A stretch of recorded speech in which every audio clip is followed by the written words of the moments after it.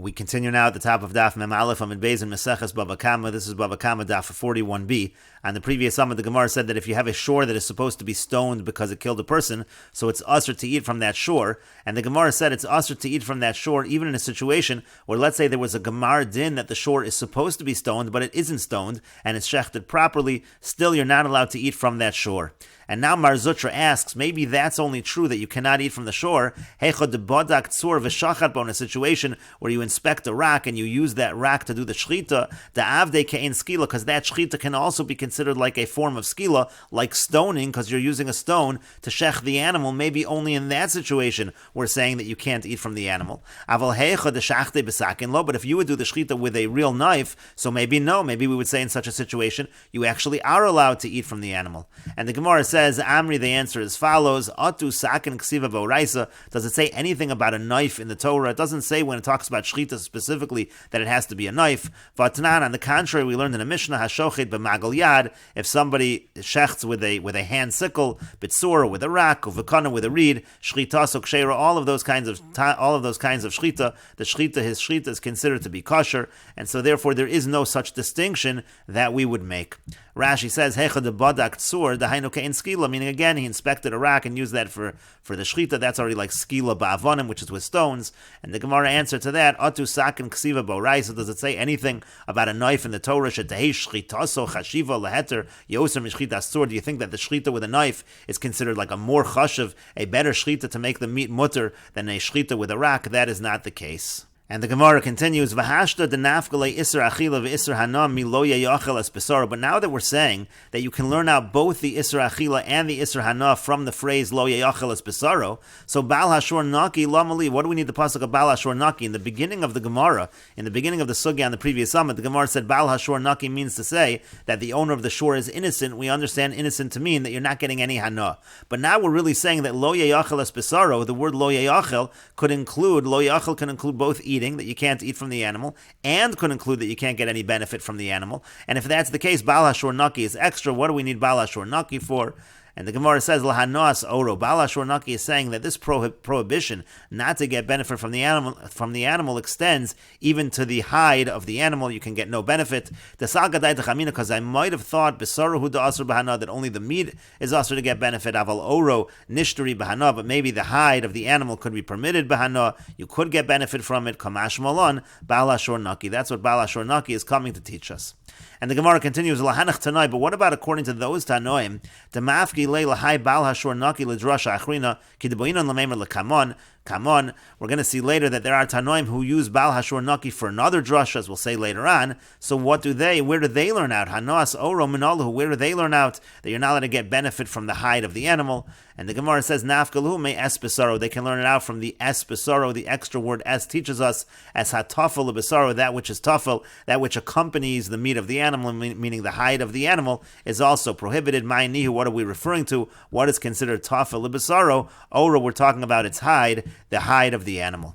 And the Gemara continues, V'hai Tana es lo darish, and this Tana, meaning the Tana who's not learning it out from es besaro. Why not learn it out from es besaro? Because there is a Tana who says that we don't darshan the extra s's in the Torah. Kedetani, as we learned in a Brisa, Shimon ha'amsoni, v'amri lo nechemyo ha'amsoni ha'yadorish kol esen shebetorah. It says in the Brisa that Shimon ha'amsoni, some have the version that it's nechemyo ha'amsoni, he would darshan all the esen in the Torah. Kevon shehigia le'es Hashem elokei chatira, but when he reached the pasuk of es Hashem elokei chatira, piresh, he separated. He said he had nothing that he could darshan from the word es in the pasuk of es Hashem elokei chatira. Amru lo talmidav, so his student said to him, Rebbe kol esen shedarashta matei alei, and Rebbe, all of the other s's that you darshan, what are you going to do with those? Amar lahem, he said to them, kashem shekibalti schar ladrisha, just like I received reward for darshaning them, kach kibalti schar laprisha, so too I'll receive reward for separating from my drasha. Ad shabar Rabbi Akiva v'limen, until Rabbi Akiva came and he taught es Hashem elokei chatira. Es Hashem elokei chatira, what is the es including? L'ravos talmidei chacham, it comes to include talmidei chachamim. So you see there is a machlokas tanoim in general whether we darshan es or not, and therefore some are going to learn from the word es that it includes the hide, that you're not allowed to get benefit from the animal, and others will learn that from Bal Hashor Naki. And the Gemara continues at the two dots. Tanu Rabbanan, the rabbis taught, Ubal Hashor Naki, the pasuk says that the owner of the shore is innocent.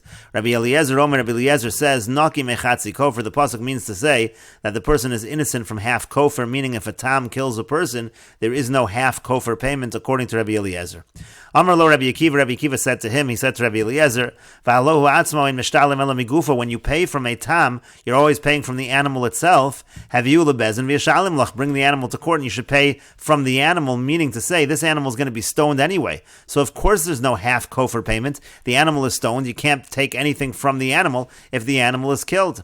Amar lo Rabbi Eliezer. Rabbi Eliezer said to him, he said back to Rabbi Akiva, Kach ani beinecha, is this how I am in your eyes that you think I would not have thought of this argument? Shadini bazeh shechayev misa, you think I'm making this argument in a case where the animal is chayev misa? Of course where the animal is chayev misa, we understand there's no kofer. Ein dini ela kashehemes hasa adam al pi eid or al pi bailam. I'm talking about a situation where the animal kills a person either with one witness, so you're not going to stone the animal, or the owner admits that his animal killed a person. So in those situations, you're not going to stone the animal. Maybe you would think there's a half kofer payment. That's what I'm learning from the pasuk. There's no half kofer payment in these cases as well.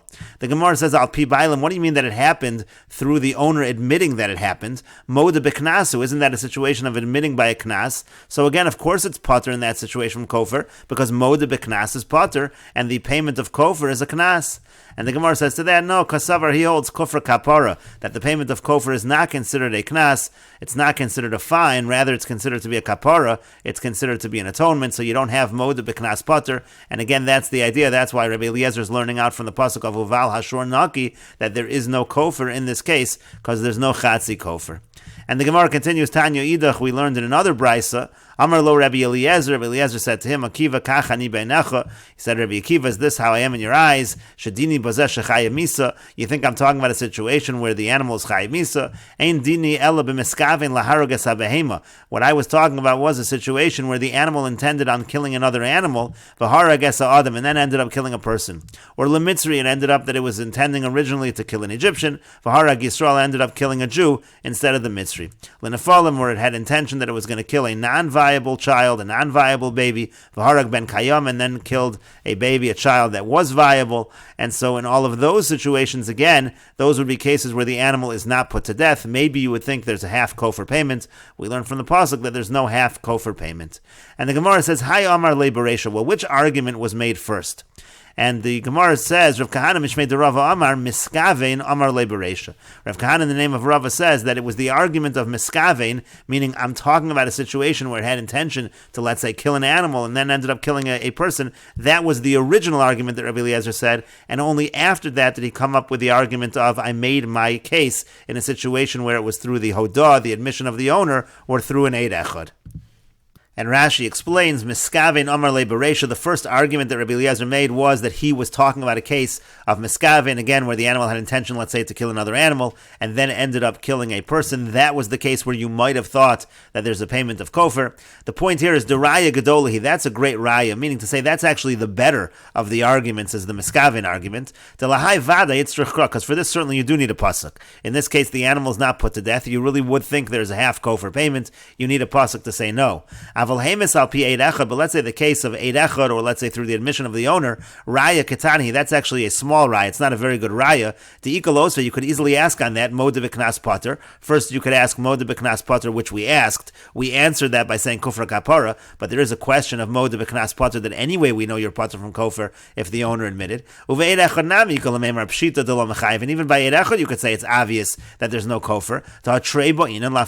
Because in general, anytime you're trying to make someone pay money, you need two witnesses. One witness is generally not enough. So again, why do you need a pasuk to exclude kofer by Eid Echad? Eid Echad is not enough to be mechayev a person to pay money. Even by a muad, if it's just an Eid Echad, the person would be pater from kofer, and that's why these are weaker. And so the point over here is that Rav Kahana in the name of Rava is saying that he made the stronger argument first, and only subsequent to that did he make the weaker argument. Again, Miskaven Amar Le Bereisha. He made the argument of Miskaven first. Rav Yomi Gemara Amar of Tevyuma in the name of Rava, he said no. Hamis Amar Le Bereisha. He actually said the argument of Hamis first, meaning he said the argument, the weaker of the two arguments first, the argument where it happened either al pi echad or al pi bailim, and then he said the stronger argument. Just a question of whether a person prefers to advance the stronger argument first, or maybe makes the weaker argument first. The Gemara now elaborates. Rav Kahana Mishmei de Rava Amar. Rav Kahana in the name of Rava says Miskavin Amar Le Bereisha. He made the stronger Miskavin argument first.